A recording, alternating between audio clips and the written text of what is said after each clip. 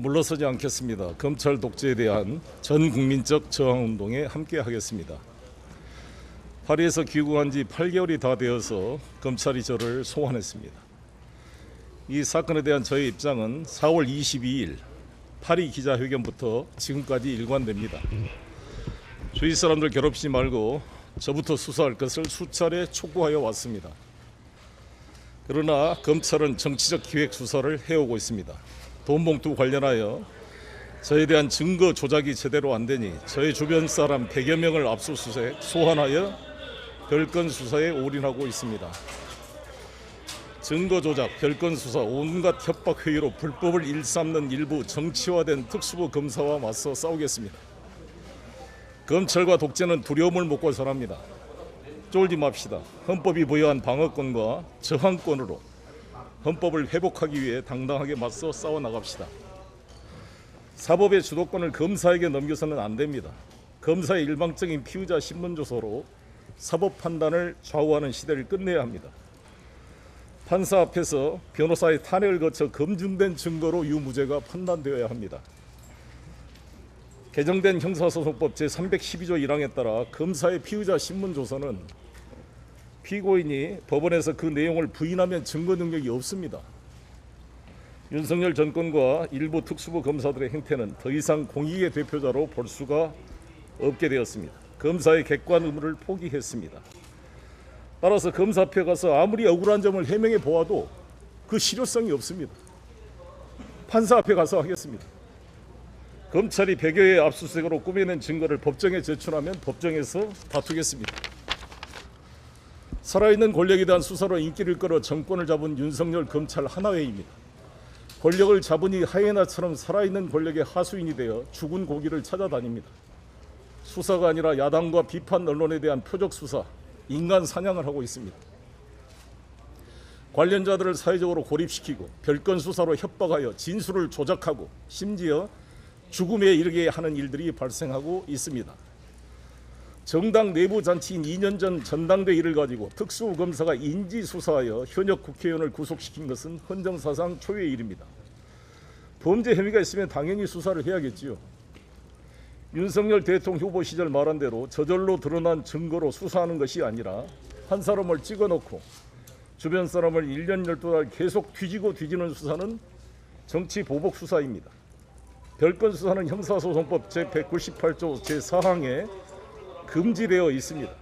헌법상 비례 원칙을 위반해서는 안 됩니다. 양면적 구속력, 즉 법을 집행하는 세력에게도 법이 적용되지 않는다면 이것은 공권력이 아니라 사적인 조직 폭력인 것입니다. 윤석열 정권이 입만 열면 강조하던 공정과 상식이 완전히 무너졌습니다.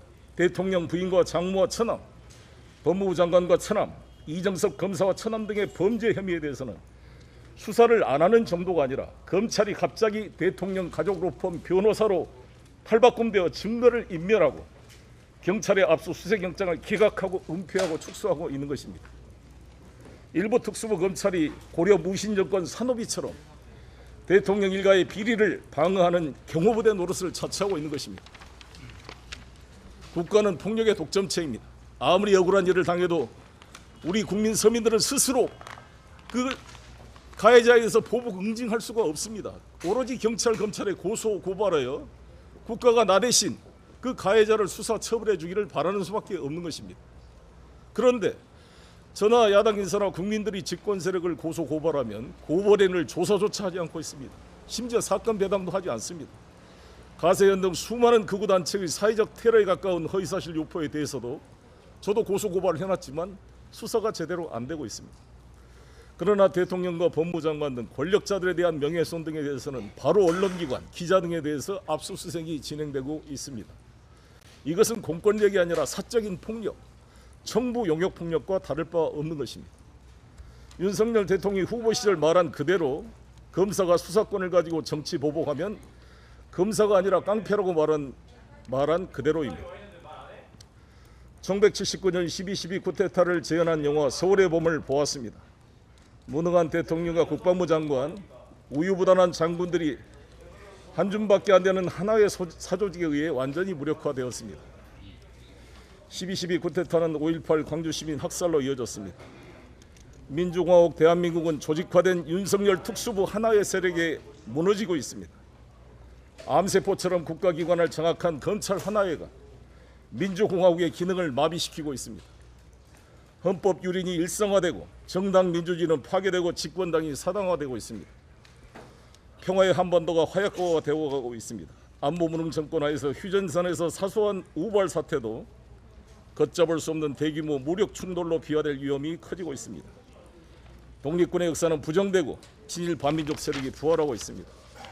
경제는 끝없이 무너지고 부산 엑스포 119대 29 외교 참사는 이미 전 세계가 윤석열 정권의 무능을 알고 있다는 증거입니다. 축구를 하는데 심판이 한쪽 편만 드는 정도가 아니라 아예 한쪽 편 선수로 뛰면서 11대 12의 경기를 한다면 관중들에게 그 심판은 맞아 죽을 것입니다. 선거를 앞두고 가장 공정하게 국가를 관리해야 될 대통령과 법무부 장관이 아예 국민의힘의 대변인이 되어 야당을 공격하고 있습니다. 저와 주변인들을 수사하고 있는 서울중앙지검 반부패 수사 2부는 김건희 여사 주가 조작과 코바나 컨텐츠 전시기획 협찬 의혹 등 사건을 담당하고 있는 동일한 부서입니다. 수많은 의혹에 쌓인 김건희 여사 코바나 컨텐츠를 소환 조사도 안 하고 서면 조사 2번으로 무혐의 처분했습니다. 도이치모터스 권오수 대표가 1심 유죄 판결로 실형을 받고 항소심 진행 중인데도 김건희 여사는 소환 조사는커녕 서면 조사도 안 하고 있습니다. 저희 주변 사람들에 대한 수사 10%만 하더라도 김건희 여사의 혐의는 밝혀질 것입니다. 수년 동안 논란이 된 박근혜 특검, 한동훈, 김영철 검사는 장시호와 태블릿 PC 조작과 관련된 유착 공모 의혹에 대해서도 분명한 입장을 밝혀야 할 것입니다. 김건희 여사의 명백한 명품 수수 혐의에 대한 즉각 수사를 해야 합니다. 6천억에 달하는 국민 혈세를 투입하여 29표를 얻은 외교적 참사, 세금 낭비에 대한 철저한 조사가 필요합니다. 53억 홍보 관련 예산에 코바나 컨텐츠 출신 인사가 개입한 의혹을 밝혀야 합니다. 저는 변호사 오선 의원, 인천시장 당대표를 역임하면서도 전세 빌라에 살고 있습니다. 그것은 무능해서 돈을 낭비해서라고 비판하는 우익 농객도 있습니다. 그러나 저와 아내는 부동산 주식 투기하지 않고 축제하는 대신 기부하고 이웃들과 나누면서 끊임없이 공부하고 연구하며 살아왔다고 자부합니다. 저는 24년 정치를 하는 동안 특별한 계보에 속하지도 않았고 계보를 만들지도 않았고 돈도 없는 외로운 후보였습니다. 주류 세력들의 노골적인 특정 후보 지지에 맞서 당대표에 3번 도전했습니다. 자기 돈과 시간과 열정을 내서 비주류인 저를 당대표로 만들어주신 의원님들과 풀뿌리 당원들에게 감사를 보냅니다. 이번 사건으로 인해 고초를 겪은 많은 분에게 송구스러운 마음은 금할 수 없습니다. 잊지 않겠습니다. 정치검찰의 부당한 수사에 맞서 외로운 싸움을 하고 있습니다. 검찰이 서초동 편집국과 받아쓰기 일부 언론들은 검찰반 단독 뉴스로 수많은 피의 사실을 공표해 왔습니다. 앞으로도 이미 상처받은 저의 정치 사회적 명예에 흠집을 내리고 모든 방법을 강구할 것으로 생각합니다. 화살을 맞으면서도 굴복하지 않겠습니다. 많은 국민 여러분께서 응원해 주셔서 8개월을 버틸 수 있었습니다. 저 때문에 고생하신 주변 분들에게 너무 죄송합니다. 모든 정치적 책임은 제가 지고 갑니다. 검찰 독재 탄압에 물러서지 않을 것이고 피하지 않을 것이며 그래야 끝내 이기는 날까지 흔들림 없이 나아가겠습니다. 제가 마지막에 영문으로 쓴 것은 Rise and rise again until lambs become lion.